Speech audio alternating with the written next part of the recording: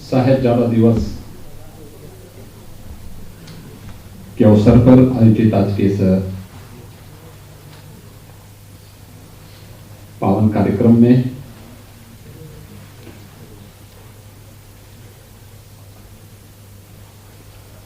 आप सबके स्वागत के लिए मेरे साथ यहां पर उपस्थित उत्तर प्रदेश सरकार में मेरे वरिष्ठ सहयोगी उप मुख्यमंत्री द्वय श्री केशव प्रसाद मौर्य जी, डॉक्टर दिनेश शर्मा जी, भारतीय जनता पार्टी के प्रदेश के अध्यक्ष श्री स्वतंत्र देव सिंह जी, प्रदेश सरकार के हमारे सहयोगी मंत्रीगण श्री सतीश महाना जी, डॉक्टर महेंद्र सिंह जी, श्री ब्रजेश पाठक जी, श्री बलदेव सिंह गोलक जी, श्रीमती स्वाति सिंह जी, महापौर श्रीमती संयुक्ता भाटिया जी,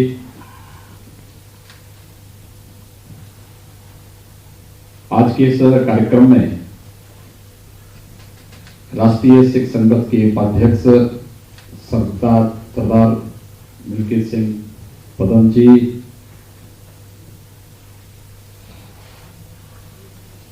सरदार बलविंदर सिंह पाल जी,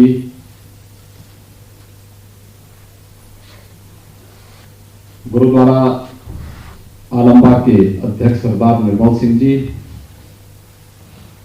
अल्पसंख्यक आयोग के अध्यक्ष सरदार परविंदर सिंह जी,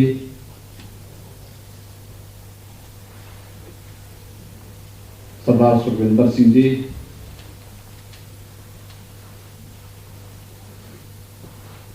अपर मुख्य सचिव गृह श्री अवनीश कुमार अवस्थी जी, अपर मुख्य सचिव सूचना श्री नवनीत सहगल जी, और आज के इस कार्यक्रम में उपस्थित प्रदेश के अलग अलग जनपदों से आए हुए सभी हमारे गुरुद्वारा प्रबंध समिति से जुड़े हुए पदाधिकारीगण, उपस्थित भाइयों बहनों, आज का दिवस मातृभूमि के लिए, देश और धर्म के लिए अपनी शहादत देने वाले गुरुपुत्रों और गुरु माता के प्रति नमन का दिवस है, श्रद्धा और कृतज्ञता ज्ञापित करने का दिवस है। इस साहिबजादा दिवस के अवसर पर मैं प्रदेश सरकार शासन की ओर से आप सबका हृदय से अभिनंदन करते हुए पूरे सिख समाज को और प्रदेशवासियों को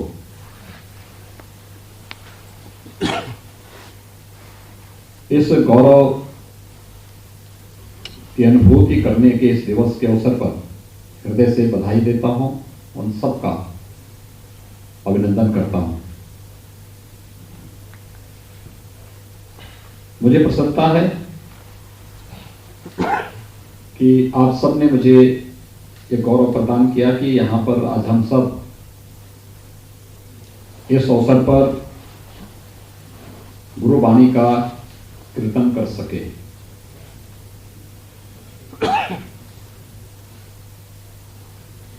क्योंकि गुरुवाणी का कीर्तन ये हम सबको एक नई प्रेरणा देता है आगे बढ़ने का, देश और धर्म के प्रति अपने कर्तव्यों के बोध को एहसास कराने का। विगत वर्ष भी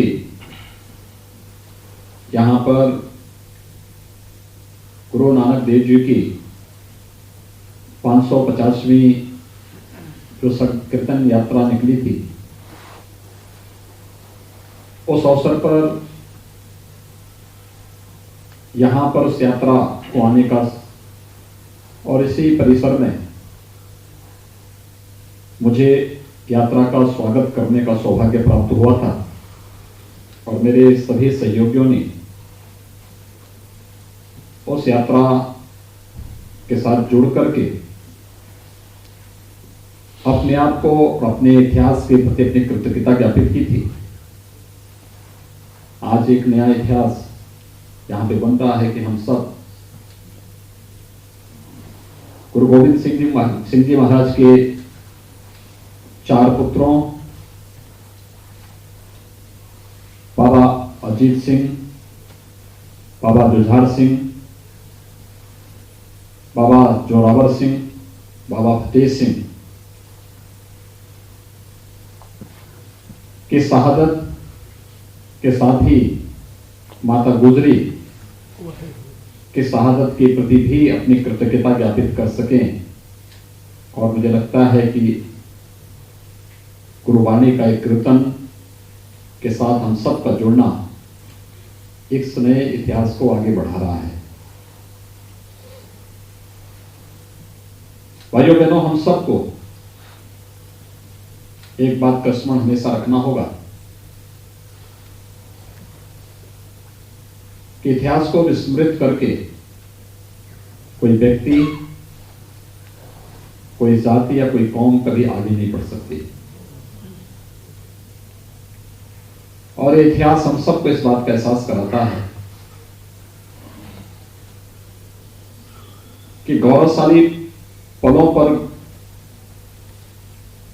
प्रेरणा लेने और उसके अनुरूप आगे बढ़ते हुए इतिहास के उन पलों से सबक सीखते हुए भी जहां पर कुछ खामियों के कारण, कुछ गलतियों के कारण गुरुपुत्रों को विधर्मियों के हाथों जिस क्रूरता का सामना करना पड़ा था, इस प्रकार की स्थिति आने वाले समय में किसी के साथ न हो, यह भी हम सबको सदैव यह दिवस एक नई प्रेरणा प्रदान कर रहा है। जब सिख इतिहास को हम पढ़ते हैं तो भारत के इतिहास का वह कालखंड जब विदेशी आक्रांताओं ने भारत को रौंदने, भारत के धर्म और संस्कृति को नष्ट करने, भारत के वैभव को पूरी तरह समाप्त करने को अपना एकमात्र लक्ष्य बना लिया था, तब भक्ति के माध्यम से गुरु नानक देव जी ने जो अभियान प्रारंभ किया था, कीर्तन उसका आधार बना था। और उस समय सत्संग के माध्यम से जो कार्य गुरु नानक देव जी ने आगे बढ़ाया, देखते ही देखते भक्ति की क्या शक्ति होती है, आने वाली पीढ़ियां एक एक करके उस दिशा में आगे बढ़ती हुई गुरु गोविंद सिंह जी महाराज तक पहुंचते पहुंचते भक्ति और शक्ति का एक ऐसा पुंज बना जो पूरी मानवता के कल्याण का मार्ग भी प्रशस्त कर दिया। गुरु गोविंद सिंह जी महाराज, आप अनुमान करिए, मात्र 9 वर्ष की उम्र में अपने पिता गुरु तेग बहादुर जी महाराज को कश्मीरी पंडितों की रक्षा करने के लिए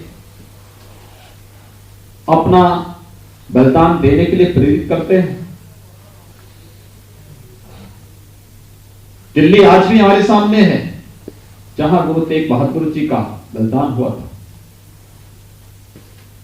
गुरु तेग बहादुर जी का बलिदान उस कालखंड में कश्मीर में हिंदुओं की रक्षा करने में सहायक बना। किस प्रकार की स्थितियां थी, लेकिन सामने कौन सी ताकत है, इस भौतिक ताकत को पूरी तरह नजरअंदाज करते हुए अपनी आध्यात्मिक ताकत का एहसास कराने के लिए गुरु तेग बहादुर जी महाराज ने अपना बलिदान दिया। गुरु तेग बहादुर जी महाराज के बाद गुरु गोविंद सिंह जी ने खालसा पंथ की स्थापना के पीछे का उद्देश्य ही स्पष्ट कर दिया। कोई संदेह नहीं होना चाहिए किसी को भी। गुरु गोविंद सिंह जी महाराज ने बहुत स्पष्ट कहा, सकल जगत में खालसा पंथ गाजे, जगे धर्म हिंदू सकल भंड भाजे। यानी इतनी स्पष्टता के साथ पूरी दुनिया के लिए एक संदेश, और यही कारण है कि पर्व केवल सिख परंपरा के पर्व नहीं है, ये भारत के पर्व हैं। बोले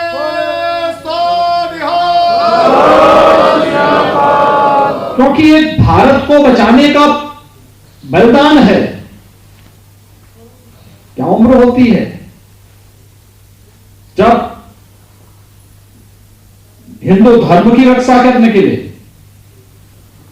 भारत को विदेशी आक्रांताओं के क्रूरता और अत्याचार से मुक्त करने के लिए गुरु गोविंद सिंह जी के चार पुत्र शहीद हुए। बाबा अजीत सिंह की उम्र थी 18 साल, बाबा जुझार सिंह की उम्र थी 14 साल, बाबा जोरावर सिंह की उम्र थी 9 वर्ष, और बाबा फतेह सिंह की उम्र थी मात्र 7 वर्ष। क्या उम्र होती है ये। लेकिन भारत के लिए, भारतीयता के लिए, हिंदू धर्म और संस्कृति की रक्षा के लिए गुरु गोविंद सिंह जी महाराज के इन चार पुत्रों ने अपने आप को बलिदान कर दिया। माता गुजरी, जिनके सामने गुरु तेग बहादुर जी का किस बर्बरता के साथ, क्या बर्बरता उनके साथ और उनके साथ के अन्य सिखों के साथ किस प्रकार की बर्बरता नहीं ढाई थी विदेशी आक्रांताओं ने। ये सभी कुछ देखने के बावजूद भी बहुत सारे लोग होते पलायन का रास्ता अपना लेते, लेकिन नहीं, तब भी अपने देश और अपने धर्म की रक्षा करने के लिए हम सब जूझेंगे, हम सब लड़ेंगे। अगर विश्वासघात नहीं होता तो गुरु गोविंद सिंह जी महाराज और उनके पुत्रों का ये लोग बाल बांका नहीं कर पाते।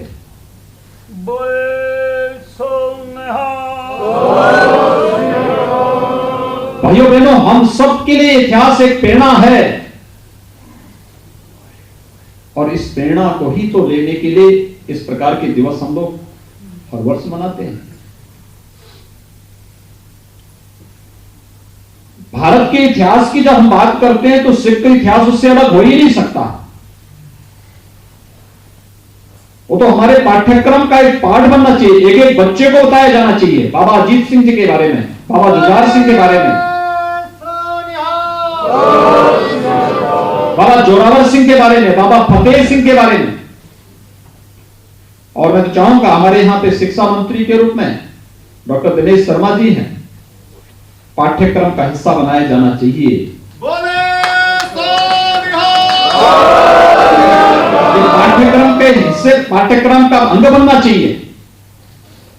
गुरुपुत्रों की शहादत, उनका बलिदान, ये वर्तमान और आने वाली पीढ़ी के लिए एक नई प्रेरणा बनेगा। 18 साल, 14 साल, 9 साल और 7 साल की उम्र में देश और धर्म के लिए इतना शहादत देना, ये सामान्य बात नहीं हो सकती। ये कोई सामान्य बात नहीं है। मित्रों, गुरु गोविंद सिंह जी महाराज तो इस देश में धर्म की रक्षा करने के लिए एक अवतारी पुरुष थे, कोई संदेह नहीं। उन्होंने स्वयं अपनी आत्मकथा में सब कुछ लिपिबद्ध करके हम सब के लिए दिया है। हम कभी देखें तो सही परिप्रेक्ष्य में उसको अंगीकार तो करें।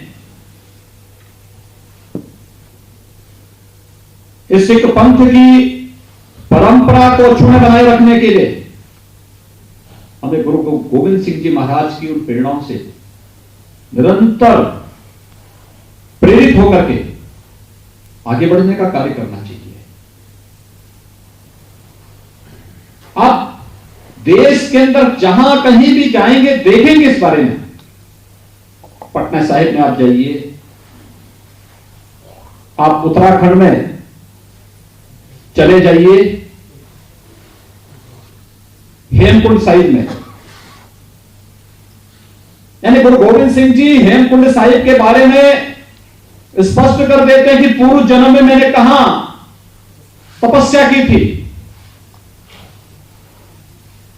इसका वृत्तांत तो कोई और नहीं लिखता है, गुरु गोविंद सिंह जी महाराज स्वयं लिख करके छोड़ देते हैं। हम जानें, सीखें, देखें और फिर उसके अनुरूप बन करके उद्देश्य क्या है खालसा पंथ का, किस उद्देश्य के लिए हमें कार्य करना है, कैसे कार्य करना है। जीवन में सम और विषम परिस्थितियां आती हैं, सम और विषम परिस्थितियों में हमारा रास्ता क्या होना चाहिए, यही तो प्रेरणा इन पूज्य गुरुओं ने हम सबको दी है। और यही कारण है कि हर भारतीय अगर वो सच्चा भारतीय है तो भारत के अंदर गुरु परंपरा के प्रति सदैव श्रद्धा और अटूट विश्वास का वो भाव रखता है। उसमें कोई संदेह किसी को नहीं होना चाहिए। लेकिन मैं आप सबको धन्यवाद दूंगा इस बात के लिए कि कोरोना कालखंड में मैं बहुत दिनों से सोचता था, इसलिए लगभग 10 महीने से हम सब कोरोना से जूझ रहे हैं, वैश्विक महामारी से जूझ रहे हैं। इस दौरान अनेक गुरु पर्व आए, अनेक आयोजन आए, और मैं पिछले 30 वर्षों से या तो गोरखपुर के कार्यक्रम में या दिल्ली के कार्यक्रम में या फिर पिछले 3-3.5 वर्षों से लखनऊ के कार्यक्रम में मेरी सहभागिता होती थी। और मैं ही सोचता था, ऐसे लगता था कार्यक्रम होता था, एक छटपटाहट होती थी, क्या चीज हम लोग मिस कर रहे हैं। और इस बार भी जब मेरे सामने हमारी महापौर जी ने, सरदार निर्मल सिंह जी ने और आपके रामपुरी चाकू का इस्तेमाल करने वाले सरदार बलदेव सिंह मोलक जी ने, बहुत बारीकी से काम कर लेते हैं, इन्होंने मुझसे कहा कि ये कार्यक्रम जो है तो होना ही है। मैंने कहा भी जब आप कह रहे हैं होना ही, तो होगा ही कार्यक्रम तो, लेकिन कोरोना प्रोटोकॉल को थोड़ा हम कैसे पालन करेंगे इसको देखेंगे, क्योंकि सावधानी तो बहुत आवश्यक होनी चाहिए ना। तो इन्होंने कहा कि कैसे कार्यक्रम बनेगा। मैंने कहा देखो, उस प्रोटोकॉल का पालन करते हुए हम लोग कार्यक्रम भी आयोजित करेंगे और हमारा प्रयास होना चाहिए, हम इस कार्यक्रम को करेंगे। देखिए कितनी महान शहादत एक पिता के सामने मात्र 9 वर्ष की उम्र में एक पुत्र के सामने उनके पिता को का बलिदान हो जाता है, उनके विश्वसनीय लोगों को बलिदान कर दिया जाता है बड़ी क्रूरता के साथ, तब भी वे हिम्मत नहीं हारे। स्वयं की मां और स्वयं के 4 पुत्रों के साथ क्रूरता डाली जाती है। 2 युद्ध में बलिदान होते हैं, 2 ने जब धर्मांतरण करने से इनकार कर दिया तो किस क्रूरता के साथ अभी यहां पर गुरु गोविंद सिंह स्टडी सर्किल के हमारे बलजिंदर सिंह जी ने बहुत अच्छे ढंग से इस बात को यहां पर उल्लेख किया, उप तक नहीं दी उन्होंने। और जब उनसे पूछा गया क्या भाव थे, एक सामान्य व्यक्ति इस प्रकार का भाव नहीं व्यक्त कर सकता।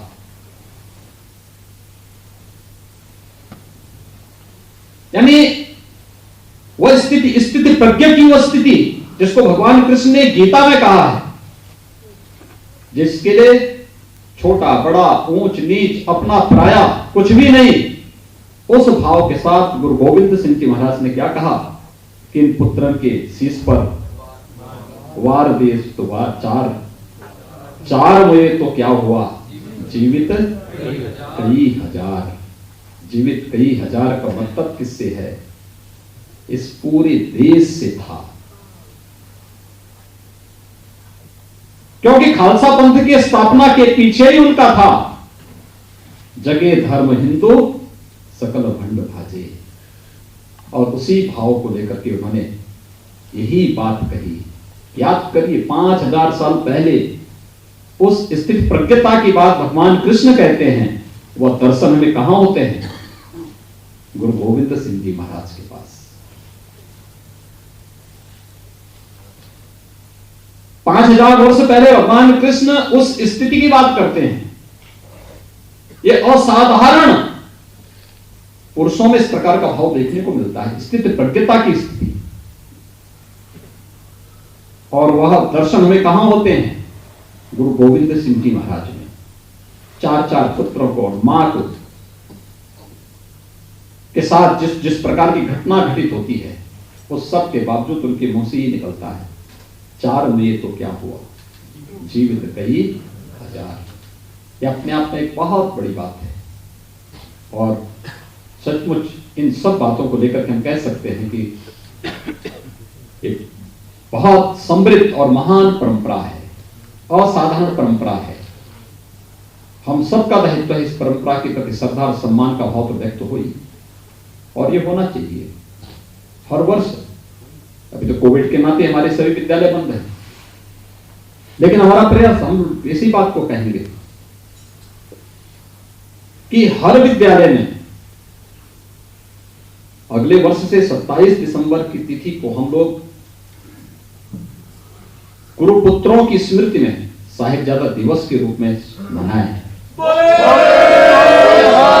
कार्यक्रम वहां पर आयोजित होने चाहिए। हर विद्यालय में एक कार्यक्रम आयोजित हो, बताया जाना चाहिए भारत के इतिहास के बारे में, बताया जाना चाहिए गुरु परंपरा के बारे में, डिबेट हो इस पर, चर्चा हो इस पर। आने वाली वर्तमान पीढ़ी को और आने वाली भविष्य को भी हमें बताना चाहिए कि अगर आज हम सुरक्षित हैं तो क्यों और किसके कारण। ये इसी त्याग और बलिदान की परंपरा के कारण, जिन्होंने कहा कि नहीं, हम इस्लाम स्वीकार नहीं करेंगे। ठीक है, हमारे पास ताकत है, करके दिखाओ, उफ तक नहीं किया। ये है सिक्की, ये है शहादत, ये है धर्म के प्रति अपने आप को बलिदान करना। और यही कार्य किया था गुरु गोविंद सिंह जी महाराज के इन 4 पुत्रों ने। मैं आज के इस अवसर पर माता गुजरी को, बाबा अजीत सिंह को, बाबा जुझार सिंह को, बाबा जोरावर सिंह को, बाबा फतेह सिंह को, इनके शहादत को कोटि कोटि नमन करते हुए हम सब सिख इतिहास से प्रेरणा प्राप्त करके देश और धर्म के लिए कुछ कार्य कर सकें, जो हमारी गुरु परंपरा के प्रति पूरे देश और पूरी दुनिया के मस्तक को सम्मान के साथ झुकाने और इस गुरु परंपरा को सम्मान के साथ आगे बढ़ाने का कार्य कर सके। हमें इस अवसर पर एक संकल्प लेना चाहिए। मैं एक बार फिर से इस बारे में कहूंगा, डॉक्टर दिनेश शर्मा जी स्वयं इस बात की चिंता करेंगे कि पाठ्यक्रम का हिस्सा गुरु इतिहास और इन 4 साहिबजादों के बलिदान का हिस्सा ये बने ही 27 दिसंबर को हर स्कूल कॉलेजेस में इस पे डिबेट होना, इस पर उस दिवस को मनाने का कार्यक्रम वहां पर आयोजित होना, एक उत्सव के रूप में वहां पर इस कार्यक्रम को मना करके और लोग उससे प्रेरणा प्राप्त करें, जिससे वास्तविक बाल दिवस हमारे साहिबजादा दिवस बन सके और बच्चों के अंदर एक प्रेरणा देश और धर्म के प्रति जागृत हो सके। इस विश्वास के साथ मैं एक बार फिर से आप सबका हृदय से अभिनंदन करता हूं, आप सबका मैं स्वागत करता हूं और विश्वास करता हूं कि हम सब कोविड-19 के नियमों का पालन करते हुए पूरी मजबूती के साथ देश की इस लड़ाई को भी जीतेंगे और सिख गुरुओं की उस महान परंपरा के प्रति भी सम्मान का भाव रखते हुए या विश्वास के साथ कह सकते हैं कि यह कार्यक्रम हम लोगों का निरंतर आगे बढ़ता रहेगा। एक बार फिर से मैं प्रदेश के विभिन्न जनपदों से आए हुए जितने भी हमारे सिख प्रतिनिधि हैं, गुरुद्वारा प्रबंध समिति से जुड़े हुए पदाधिकारी हैं, हमारे प्रदेश के मंत्रीगण हैं, हमारे अल्पसंख्यक आयोग से जुड़े हुए पदाधिकारी हैं, इन सबको हृदय से अभिनंदन करते हुए आप सब गुरु परंपरा को जन जन तक पहुंचाने का कार्य करेंगे। नमस्कार, मैं हूं मानक गुप्ता। अगर आपको हमारा ये वीडियो पसंद आया हो तो इसे लाइक और शेयर जरूर करें और हाँ, हमें सब्सक्राइब और फॉलो करना ना भूलें ताकि आप देश और दुनिया की कोई खबर मिस ना करें। तो जुड़े रहिए हमारे साथ और देखते रहिए न्यूज़ 24।